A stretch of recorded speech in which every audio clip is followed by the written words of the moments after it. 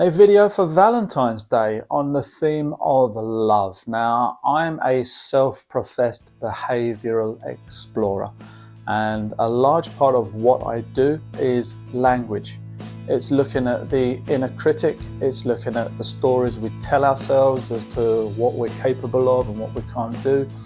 It's also our belief system, it's what we bring to this moment on that little rucksack of life where we've placed all of these bits and pieces in from people and experiences and education that are potentially holding us back and limiting us.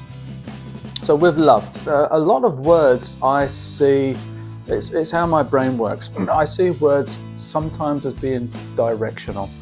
And a perfect example of that is love, but let me give you an example with forgiveness. Quite often with forgiveness, we see it as something that goes out to other people. You have to forgive them.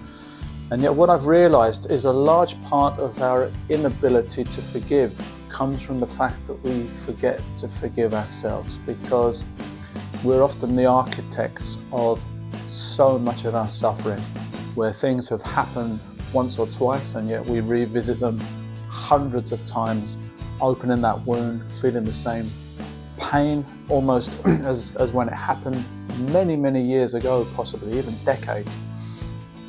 So the biggest person in your world to forgive is you, and that will largely set the tone for so many other things in your life, including how you show up for relationships. So being Valentine's Day, let's look at love in a very similar format, because from experience, from the hundreds, if not thousands of people I've worked with, from the literature I've read, I can tell you that one of the biggest things holding people back is an inability to understand that love, which is often seen as something that you give out to others, you love them, and that you receive from others, they love you, there's a third part, which is rarely on the map for many of us.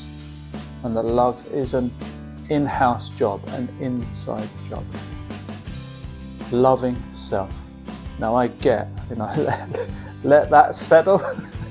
It's probably the equivalent of your heart walking over Lego for some people. It's, whoa, hold up, is this guy for real? That's not possible, I can't go there, I hate myself. Let's see how instead of attempting to make this incredible journey in one leap, we can break it down into smaller, more manageable steps. Look in the mirror, and then once that noise, once that friction, once that tension in the abyss between self and image dies down, remind yourself that it is absolutely possible to like you.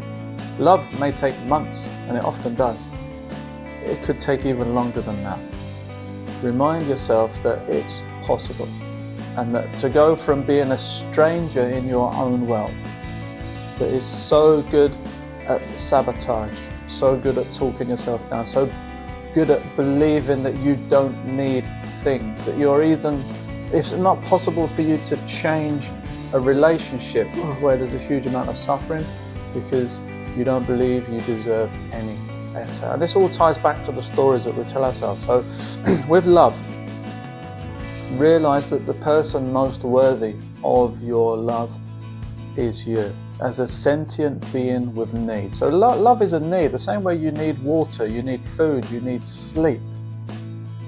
Love's on that list at a foundation level, and to be completely honest, the degree to which you at least like, respect, and can show compassion for this vehicle, this sentient being, that will largely dictate how you show up for other things and what you get on the basis of your relationship, and to a large extent the inner peace that you wander this earth with.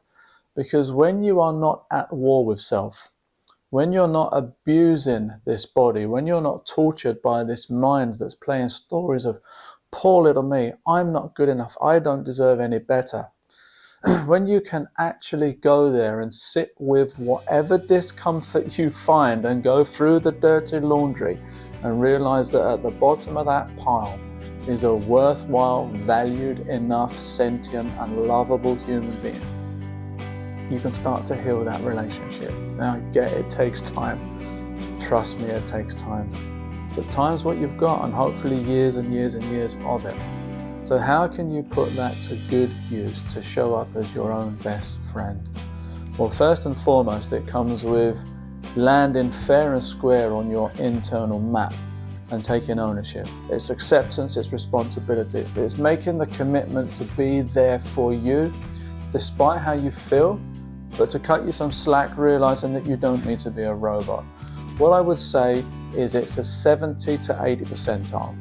If you are honest enough to admit that your existence is a bit of a train wreck on many levels, go in for the 80%, yeah? Most of the time, do what's required, no matter how you feel, what discomfort's there, worried about what people might think or say, oh, that's not you, you've changed. Good, you're here to change. You live in an expanding universe driven by time and evolution. Get on board with that process. 70% for those of you that are maybe not in too bad a place, but realize there's work to do.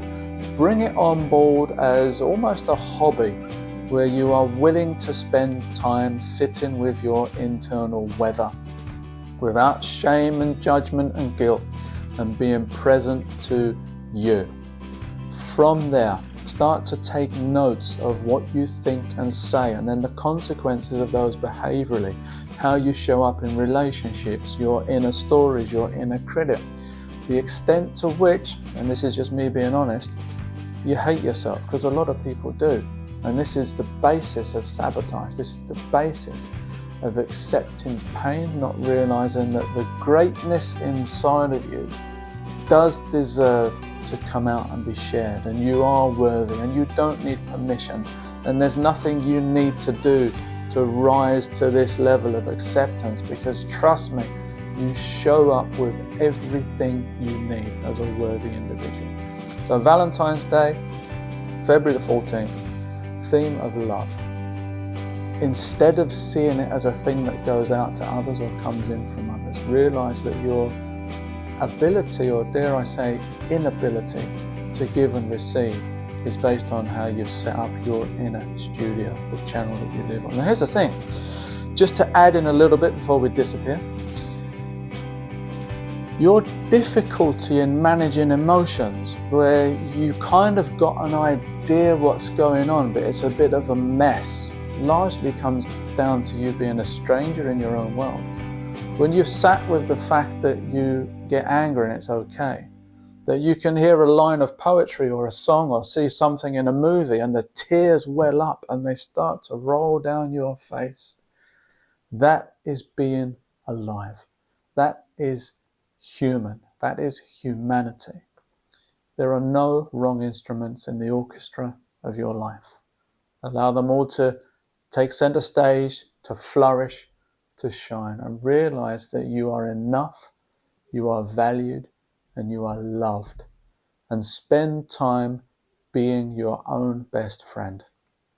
The degree to which you can show up and meet your needs at an acceptable and respectable level will raise your entire game and be responsible for everything else that you receive and send out into this world.